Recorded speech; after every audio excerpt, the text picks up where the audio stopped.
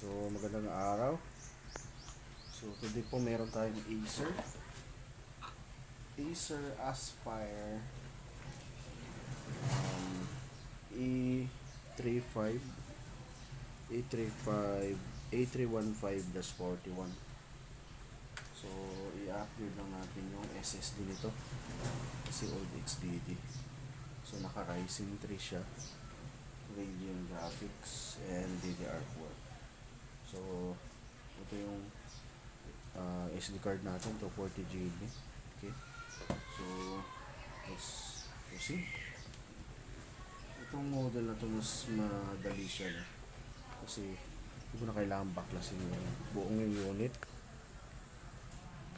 So ito yung slot ng RAM, ito yung slot ng hard disk. Hindi pa na-open ito kasi yung sticker niya buo, hindi pa tampered. So baklasin natin.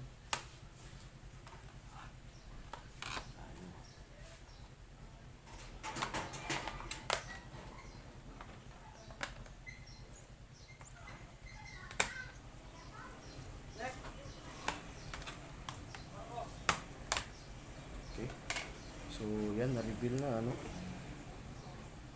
Kaya natin dito. So ito na yung pinaka hard disk nya. May screw dito, 4 na screw.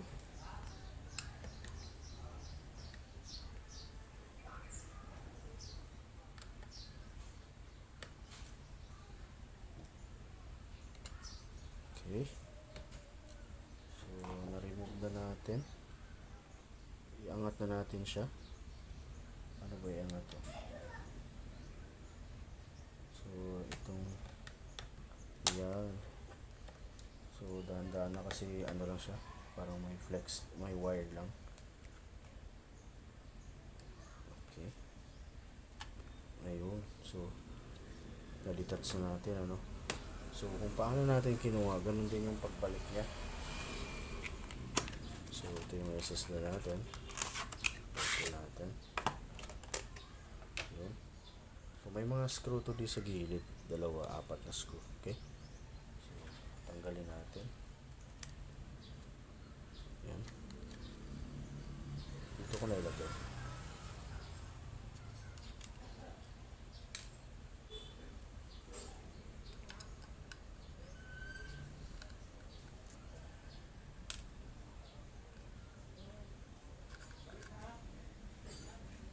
Okay, so ito yung case nya.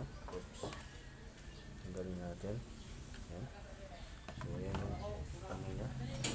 So ganito din yung ano nya, position. So, balik natin. Simple lang, hindi ka na mahirapan, very easy.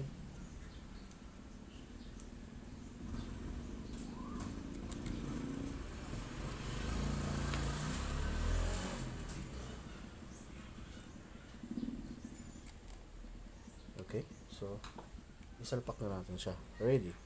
Ito na yung system. So ito yung socket. Isalpak natin. Okay, good. Then that's all. Balik natin yung screw.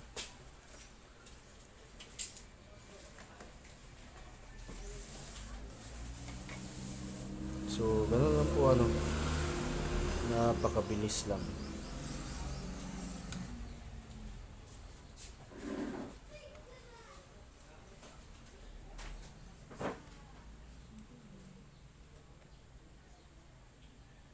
Okay, so balik natin to yung position niya, position niya kanina. Ayan. Okay, then that's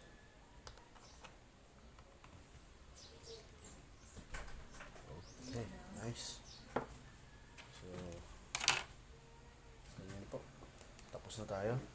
So titignan natin dun sa bias na kung mag-detect ba yung SSD natin. Ano, power on, press delete.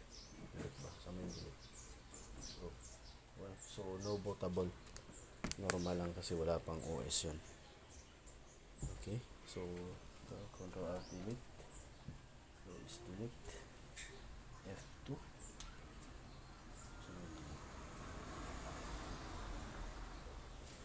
Okay, cancel tayo.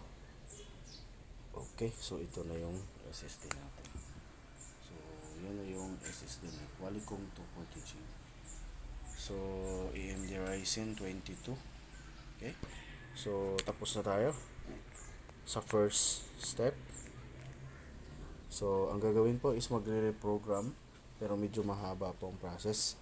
So, yung pinapakita po natin is kung paano mag-replace ng upgrade ng HDD to SSD.